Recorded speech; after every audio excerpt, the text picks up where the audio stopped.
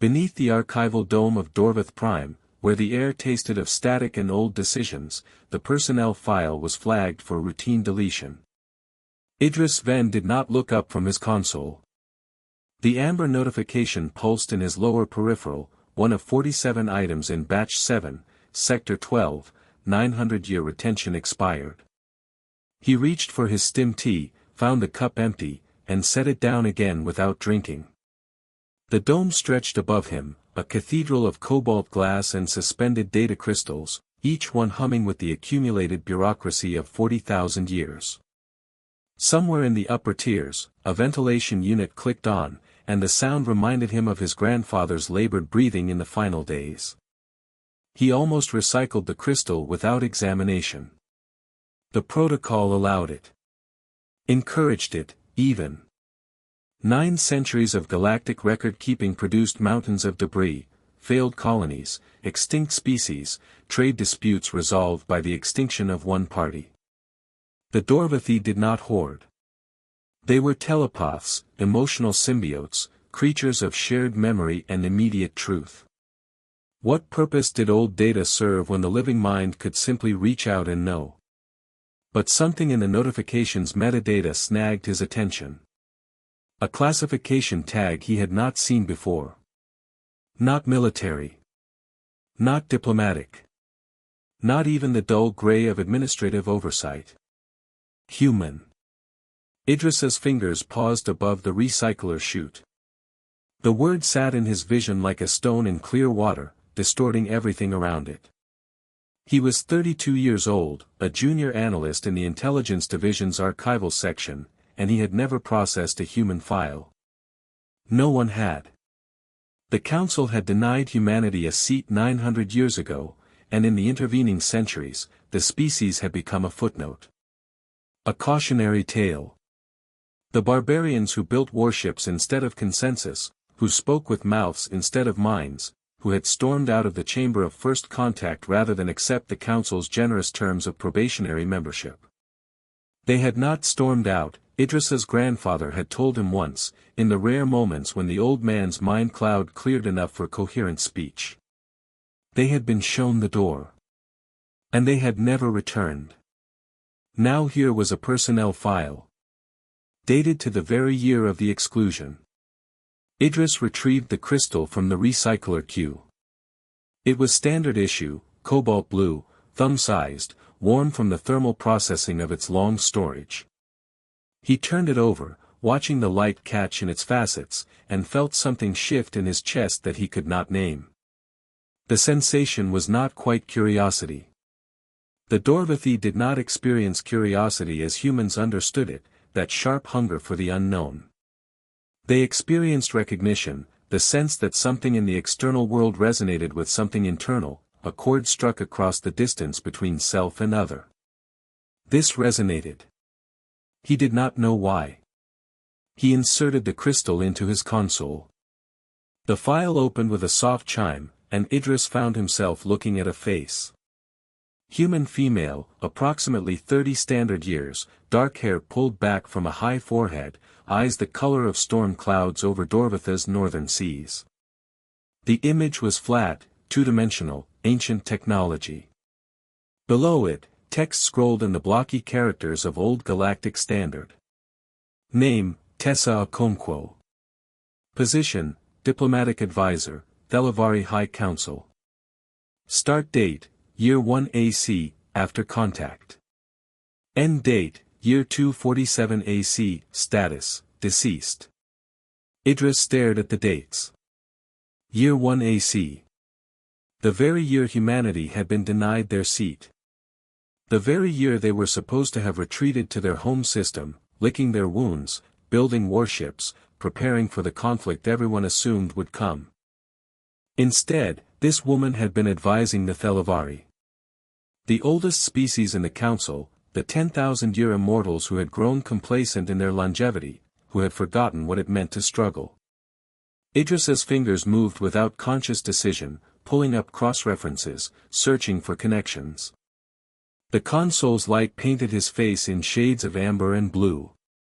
The second file appeared 3 minutes later. Human male, older, weathered features. Name, Wei Zhang. Position, Agricultural Consultant, Krex Agricultural Collective. Start date, Year 3 AC, End date, Year 89 AC, Status, Deceased. The third file came faster. Then the fourth. Then the 10th. Idris did not notice when his stim tea grew cold. He did not notice when the archival dome's artificial sun cycle shifted to evening hues, painting the cobalt glass in shades of rose and gold. He did not notice when his supervisor, a senior analyst named Kale, paused at his station and asked if he was well, receiving only a grunt in response, dismissing the irregularity with a telepathic shrug and moving on.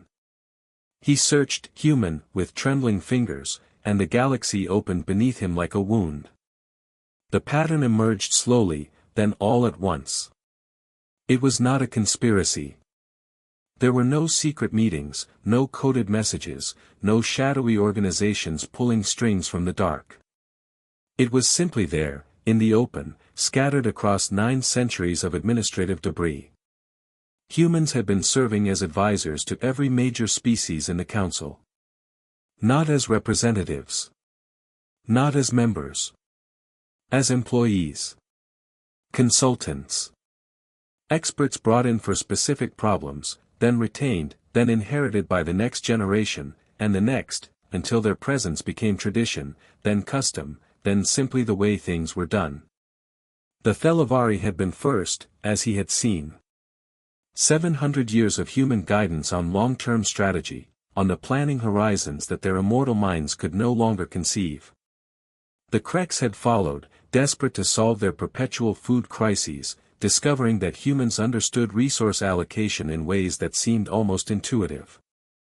The Vrel, the Selkeri, the Yan, species after species, each one adding human advisors to their governments, their corporations, their scientific institutions, until the network spanned the galaxy like a web spun from glass. Invisible. Fragile. And stronger than steel. Idris pulled up the current council registry, his hands moving faster now, driven by something that was not quite fear and not quite awe. He cross-referenced the living species against the historical pattern. The results bloomed across his screen in soft green light. Every single one. Every major species currently holding a council seat employed human advisors. Some had 1 or 2, serving quietly in technical roles. Others had dozens, entire departments staffed by humans, their influence woven into the fabric of governance. The Dorvathy themselves, his own people, had 3 human consultants in the intelligence division alone. He had worked alongside them for 6 years without knowing. Idris sat back in his chair, the archival dome spinning around him, and tried to process what he had found. The Council had denied humanity a seat for 900 years. And in every one of those years, humans had been building something else. Something that did not require recognition. Something that did not ask permission. The crystal sat in his console, warm against his palm. He closed his fingers around it, feeling the edges press into his skin, and thought of his grandfather's stories. The barbarians with their warships. The fools who chose conflict over consensus. The cautionary tale that kept young Dorvathy in line, that taught them the value of the Council's wisdom, the danger of pride and isolation. The stories had been wrong. Or rather, they had been incomplete. Humans had built their warships, yes. Everyone knew about the dreadnoughts, the orbital platforms, the defensive fleets that guarded Earth and her colonies with paranoid intensity. But they had also built this. This invisible network of patience and competence, this proof that they did not need a seat at the table to shape what happened at it. Idris thought of the woman in the first file. Tessa Okonkwo, who had served the Thelavari for 247 years, through 7 generations of immortal leadership. Who had died without ever seeing her species recognized by the institution she had helped guide. What had she thought, in her final days? Had she considered herself a failure, excluded from the halls of power? Or had she understood, as Idris was only now beginning to understand, that the halls of power were not the only place where power lived? He needed to verify this. He needed confirmation from a source that was not 9 centuries of scattered administrative records. He needed to talk to a human. The Intelligence Division maintained a liaison office for interspecies coordination, though in practice it served primarily as a routing station for communications with the Council's recognized members. Humans, officially, did not qualify. But the directory Idris pulled up showed 3 names under the heading, Advisory Staff, and his hands trembled again as he recognized the pattern. They were listed as technical consultants, not diplomatic liaisons. Not representatives. Just employees, like any other. He selected the senior advisor, a woman named Sarah Chen, and composed a meeting request before he could second-guess himself. The response came in less than a minute. She would see him in the station's secondary cafeteria, the one that served human food alongside the standard nutrient pastes. He had never eaten there. He had never had reason to. Idris gathered his files, the crystal secure in his inner pocket, and left the archival dome for the first time in 14 hours. The corridor outside seemed brighter than he remembered, the air sharper, filled with the scent of ozone and recycled atmosphere. He passed other Dorvathy on the way, colleagues and superiors, and fought the urge to grab them by the shoulders and force them to see what he had seen. But he could not. Not yet. Not until he understood it himself. The cafeteria occupied a secondary ring of the station, smaller than the main dining hall, decorated in colors that seemed jarring to Dorvathy eyes. Too much red, too much brown, textures that suggested organic matter rather than clean synthetic surfaces. Idris found Sarah Chen at a corner table, nursing a cup of something dark and steaming, her attention on a tablet displaying what looked like agricultural reports. She looked up as he approached, and her expression was neither surprised nor defensive. She had the face of someone who had been waiting for this conversation for a very long time. Analyst Ven, she said, and her voice carried the flat accent of Earth Standard, unmodified by translation software.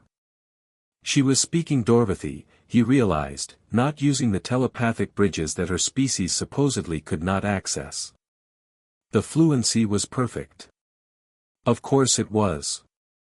She had probably been speaking it since before his grandfather was born. Ms. Chen, he managed, sliding into the seat across from her. The table was small, intimate, designed for close conversation. He found it uncomfortable. I have questions about some files I discovered in the archives. Of course you do. She smiled, and it was not the predatory expression his grandfather had described. It was tired. Gentle, even. Let me guess. Year 1 AC, Thelavari High Council. Tessa Okonkwo. Idris felt the blood drain from his face, a physiological reaction he could not control. You knew I would find this. I knew someone would. Eventually.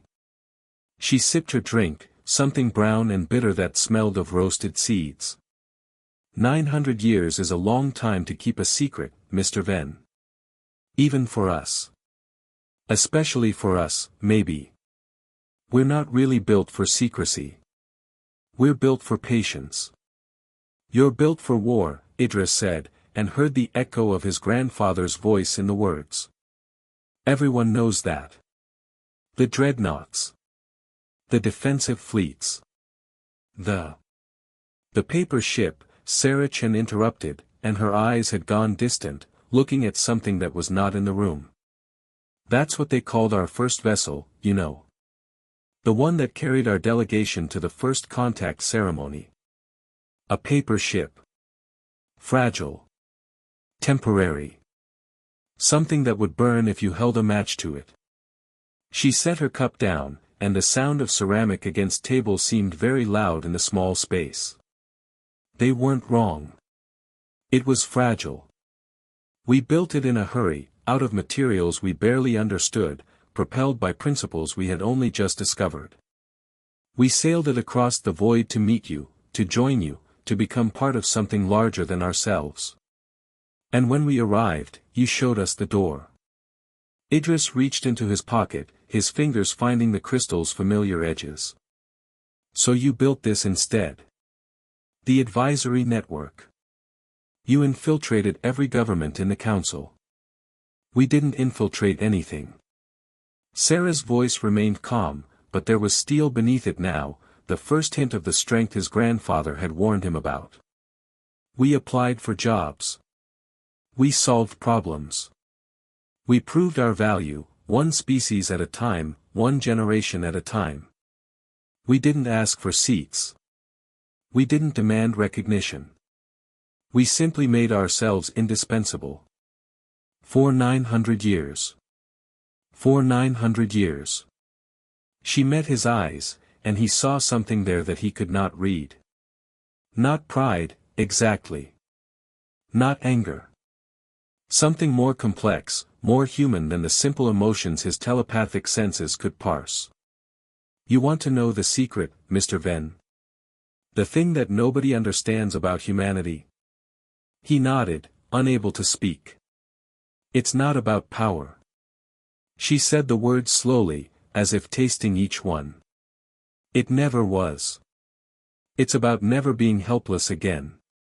About never standing outside a door, holding a paper ship, watching it burn while someone else decides whether you deserve to come in. She reached across the table, her hand hovering over his pocket where the crystal rested. You have the files. You have the proof.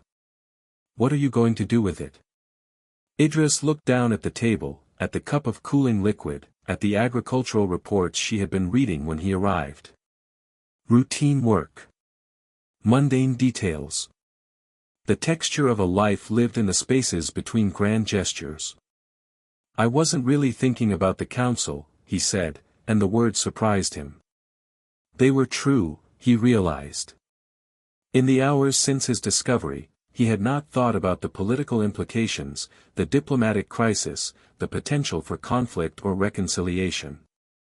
He had thought about Tessa Okonkwo, serving for 247 years without recognition. He had thought about Wei Zhang, helping to feed a species that would not remember his name.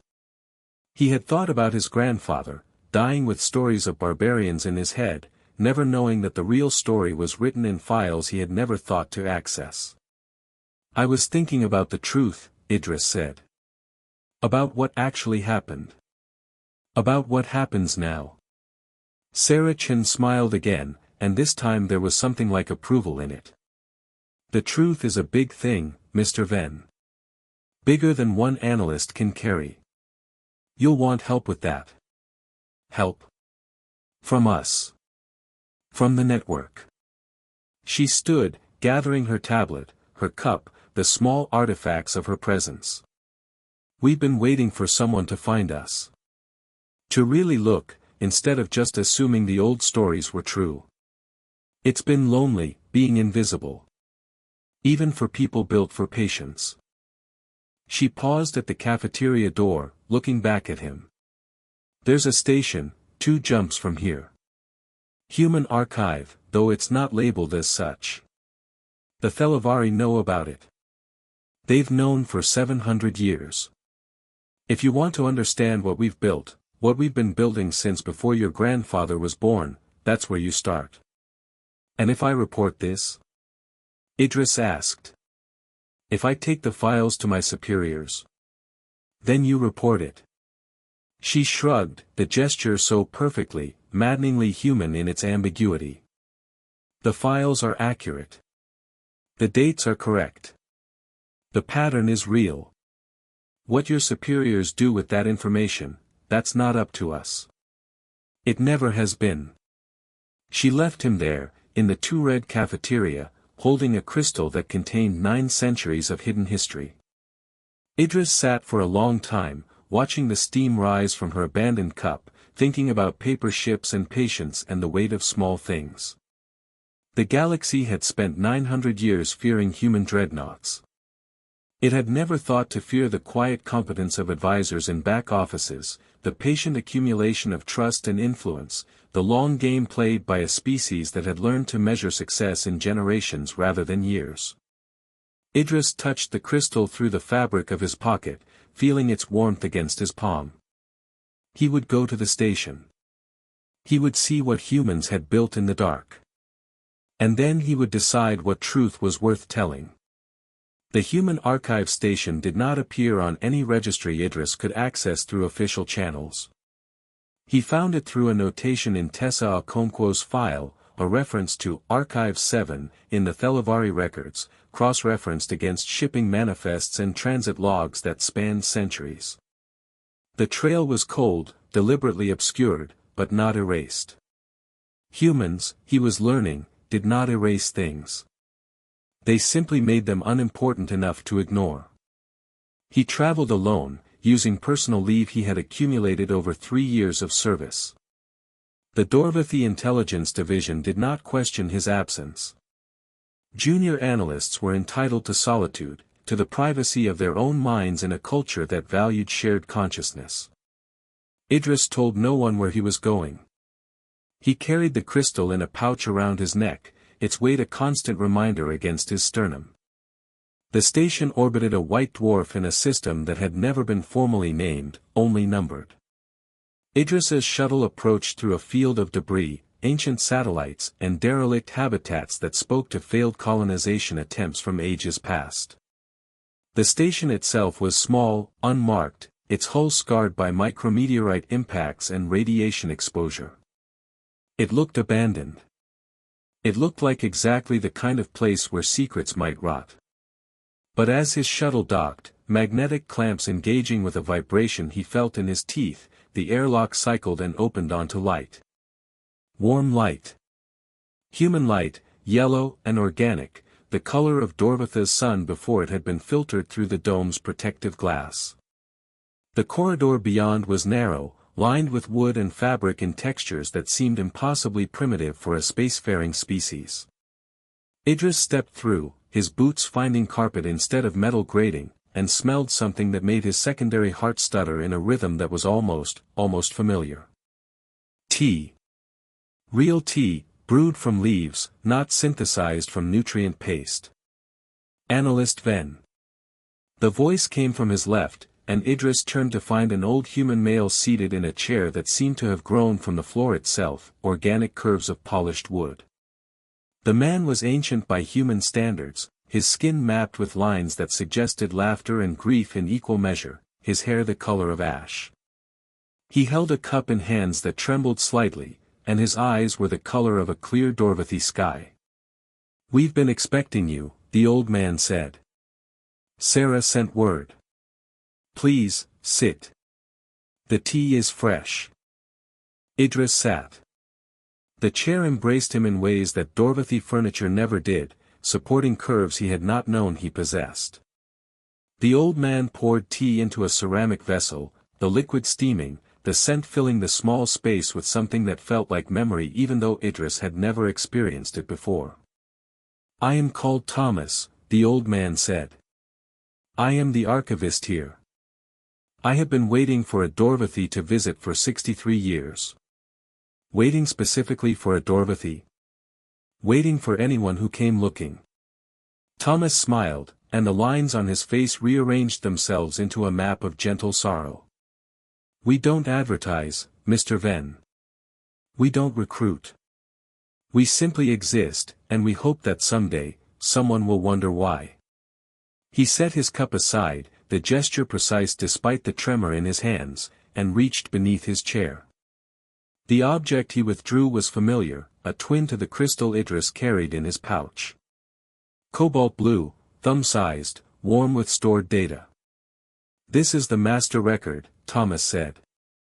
900 years of advisory service, compiled and cross-referenced. Every human who has served in an official capacity for a council species. Every recommendation they made. Every policy they shaped. The Thelavari have known about this archive for 7 centuries. They have never visited. They never needed to. The advice was good. That was enough. Idris reached into his pouch, his fingers finding his own crystal. He withdrew it, held it up to the light, watched the facets catch and scatter the warm yellow glow. I found this in a deletion queue. Routine archival. 900 years of retention, expired. Yes. Thomas nodded, unsurprised. We allow the records to age out. We allow them to be forgotten. It is safer that way, and more honest. We do not hide, Mr. Venn. We simply persist at a pace that outruns attention. He held up his own crystal, the master record, and for a moment the two objects seemed to resonate with each other, 2 points of blue light in the warm human space. The paper ship, Idris said, remembering Sarah's words. That's what you call this. The advisory network. The long game. Thomas's expression shifted, something like pride and grief mixing in the lines of his face. They called our first vessel a paper ship. Fragile. Temporary. Something that would burn. And they were right, it did burn, in a manner of speaking. The council rejected us. The vessel of our hope, our belief that we could join something larger than ourselves, that burned. But we learned something from that burning, Mr. Venn. We learned that fragility is not weakness. We learned that paper, properly prepared, will outlast steel. He rose, moving slowly, and gestured for Idris to follow.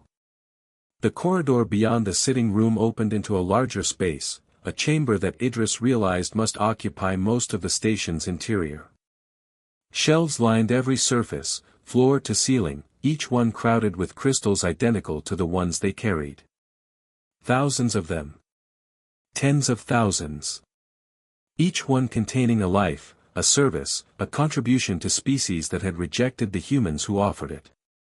The paper ship sails where dreadnoughts sink, Thomas said, his voice soft in the vast space. We have no warships here, Mr. Venn. We have no weapons. We have only this. Memory. Patience. The accumulated wisdom of 900 years of service to people who would not acknowledge our names. Idris walked among the shelves, his hand trailing across the crystals, feeling their warmth, their weight. He thought of Tessa Okonkwo, serving for 247 years. He thought of Wei Zhang, feeding a species that forgot him. He thought of his grandfather, dying with stories of barbarians, never knowing that the real human strength was here, in this quiet archive, in the simple act of showing up, day after day, generation after generation, until the absence of acknowledgement became its own form of freedom. Why, he asked, the word escaping before he could shape it more precisely. Why serve those who rejected you? Why build all this for people who would not even let you speak in their chambers? Thomas was silent for a long moment. When he spoke, his voice carried the weight of the generations whose memories surrounded them. Because we could, he said. Because we were here, and we had something to offer, and because the alternative was to become what they expected us to become. Angry. Isolated. Violent. The dreadnoughts, Mr. Venn. Everyone knows about the dreadnoughts. The defensive fleets. The weapons we built to protect ourselves from the rejection we expected to become war. But we had a choice. We always had a choice. We could point those weapons outward, or we could point ourselves elsewhere. Toward service. Toward patience. Toward the long game that no one else was playing. He turned, his ancient eyes meeting Idris's, and the telepath felt something brush against his mind, something gentle and restrained, a human attempt at connection that was not telepathy but was not entirely unlike it either. We were the paper, Mr. Venn. The council, the species who rejected us, they were the paper too. Fragile. Temporary. Burning in their own way, consumed by their immediate concerns, their short lifespans, their urgent needs. We became the ink. The thing that writes on the paper, that outlasts the paper, that carries meaning forward even when the original surface is ash. Idris thought of the Thelavari, the 10,000-year immortals who had grown complacent in their longevity. He thought of the Dorvathy, his own people, so certain of their emotional superiority, their telepathic communion, their place at the center of galactic culture. He thought of how quickly they would burn, how temporary they would seem, against the backdrop of what humans had built here. "I need to show this to my people," he said. "To the council. They need to understand what you've done, what you've been doing." "Yes," Thomas agreed. "They do. And they will, in time.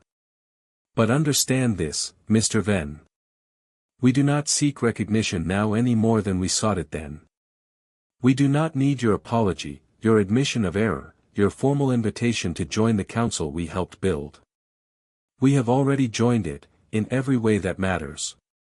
We are already seated at every table, represented in every decision, present in every policy that has shaped the last 9 centuries of galactic history." He held up the master crystal, the blue light catching in his weathered palm. "What you do with this knowledge, that is your choice. That has always been your choice. We will continue to serve, to advise, to build our paper ships and watch them sail. Whether you acknowledge us or not, we are here. We have always been here. We will always be here, for as long as there are problems to solve and species willing to let us help solve them." Idris returned to Dorvath Prime 3 days later, the crystal heavy around his neck, its twin, the master record, secured in a diplomatic pouch that Thomas had prepared with surprising efficiency. The old archivist had not asked for promises. He had not demanded secrecy, nor had he insisted on disclosure. He had simply handed Idris the truth, 900 years of it, and wished him well. The intelligence division received his preliminary report with the confusion Idris had expected. His supervisor, Kale, scanned the summary with a telepathic touch that felt like insects crawling across Idris's mind, searching for deception, finding only conviction. "This is impossible," Kale said, though his mental voice carried the tremor of uncertainty. "Humans are not capable of such coordination. Such patience. They are emotional, reactive, violent. Your own grandfather." "My grandfather was wrong," Idris said, and the words felt like liberation. "We were all wrong. We told ourselves stories about what humans were because it was easier than looking at what they had become.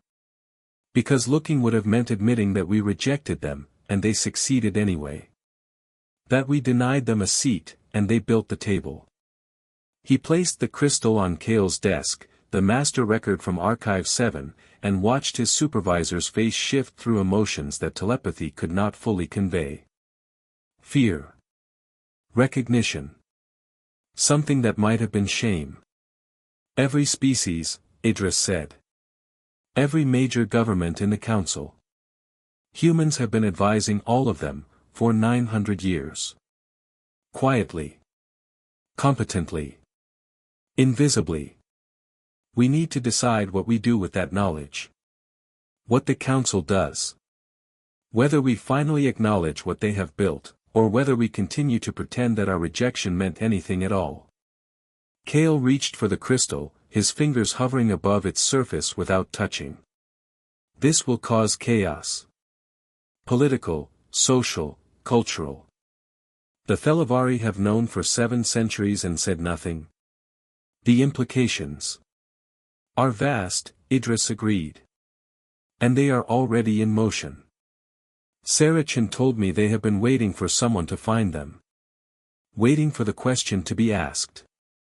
I think, perhaps, they are tired of being invisible. Tired of patience for its own sake.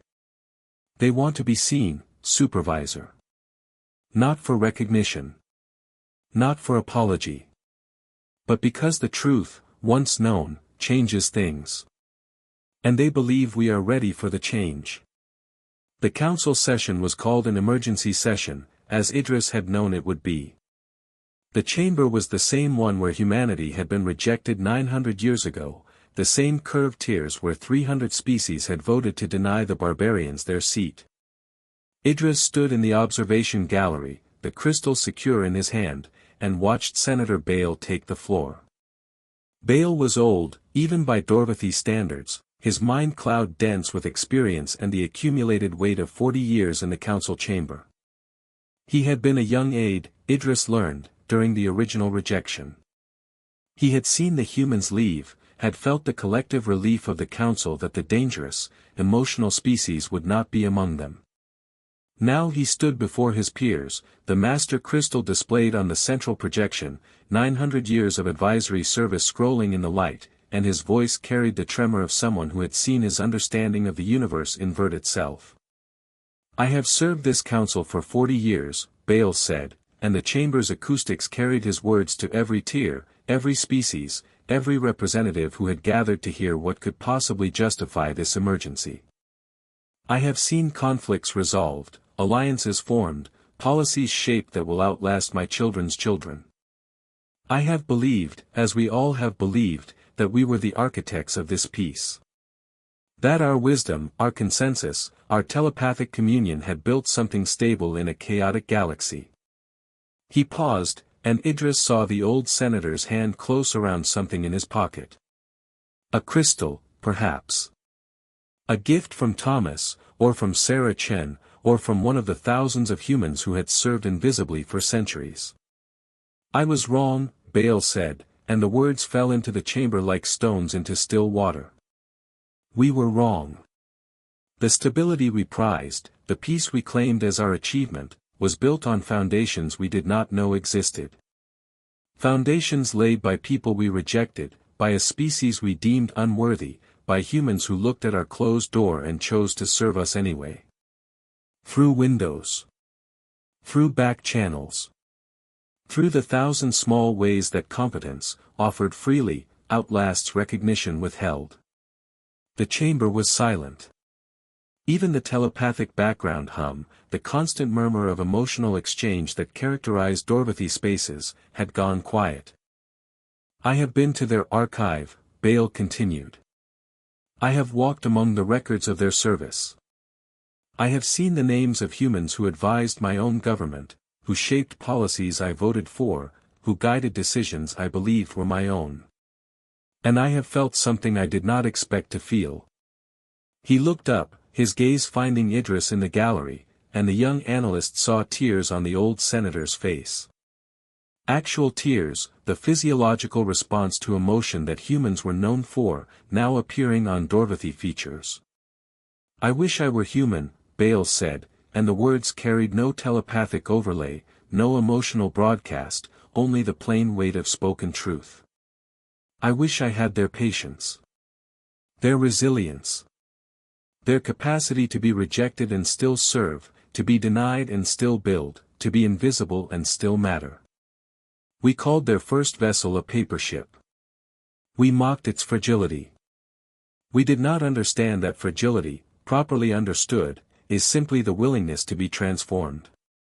To burn, if necessary, and become ash, and let the ash become ink, and let the ink write something that outlasts the hand that held the pen." He held up his crystal, the one from his pocket, and Idris recognized it. Not the master record. Something older. Something personal. Tessa Okonkwo served the Thelavari High Council for 247 years, Bale said. She advised 7 generations of immortal leadership on long-term strategy, on the planning horizons their longevity had taught them to ignore. She died without ever seeing her species recognized by this body. And in her final days, she wrote a letter. To us. To the council that had rejected her, that she had served anyway. She asked that it be delivered when we were ready to hear it. He inserted the crystal into the chamber's reader, and Tessa Okonkwo's voice, preserved for centuries, filled the space where she had never been permitted to speak. "We were the paper," she said, her voice carrying the accent of old earth, the cadence of a species that spoke with mouths instead of minds. "You were the paper too. We all burn, in the end. The question is what we write before we do." What persists? What matters? I have spent my life writing on your ledgers, advising your councils, shaping your policies. Not because you deserved my service. Because the service itself was the point. Because never being helpless again meant never letting helplessness define me, or my species, or what we could become. The voice paused, and Idris heard the sound of breath, of a body aging, of a life approaching its end. The galaxy feared dreadnoughts, Tessa Okonkwo said. It should have feared the paper ship. Not because it was strong. Because it would not stop sailing. Because it would keep sailing, through fire and rejection and centuries of invisibility, until the sailing itself became the point. Until the paper became the ink, and the ink became the story, and the story became true whether anyone was listening or not. The recording ended. The chamber remained silent. And Idris, standing in the gallery with his own crystal heavy against his chest, thought of his grandfather. Of the stories that had shaped him. Of the truth that had waited, patient as any human, for someone to finally look. He would write his own report, he knew. His own addition to the archive. The story of how one analyst, processing routine deletions, had stumbled upon 9 centuries of hidden service and chosen to see it. To carry it. To let it change him. The council would debate for months, perhaps years. Some species would demand the expulsion of human advisors, threatened by the revelation of their dependence. Others would seek formal recognition, apology, some grand gesture of reconciliation. Humans, Idris suspected, would continue exactly as they had. Serving. Advising. Building paper ships and watching them sail.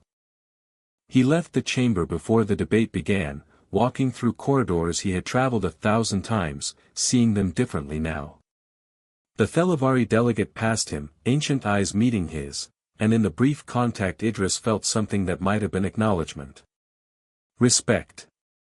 The recognition of one who had finally looked, finally seen, finally understood what patience could build. His quarters were small, standard issue for a junior analyst. He sat in the chair that had been his grandfather's, the one he had kept when the old man's mind cloud finally dispersed into the collective unconscious. He poured stim tea, though his hands did not tremble now, and activated his console. A message waited. Sarah Chen, brief and characteristic, the paper ship sails. Thank you for seeing it. Idris smiled, the expression feeling strange on Dorothy features, and composed his reply. A single line, the only response that seemed adequate, the paper ship was never the point. The sailing was. He sent the message, set aside his cup, and looked out the viewport at the stars. Somewhere out there, in a system that had never been formally named, Thomas continued his archive. Somewhere, Sarah Chen advised his own government on matters they did not know she shaped. Somewhere, a young human was beginning their service to a species that would never acknowledge their name, building the next 9 centuries one patient day at a time. Idris touched the crystal at his neck, Tessa Okonkwo's file, the first of thousands. He thought of her final letter, her voice from the grave, her certainty that the sailing itself was the point. 40 years later, his grandchild would ask what changed the galaxy. And Idris, old by then, his own mind cloud beginning to thin, would pour tea and remember a human who had offered him nothing but truth, served with patience, across 9 centuries of invisible service. A human offered me tea, he would say. And that would be enough. That would be everything. The cup sat cooling on the table beside him, steam rising in the artificial light. Beyond the viewport, the stars continued their indifferent dance, and the paper ship sailed on, invisible and eternal, through the dark between worlds.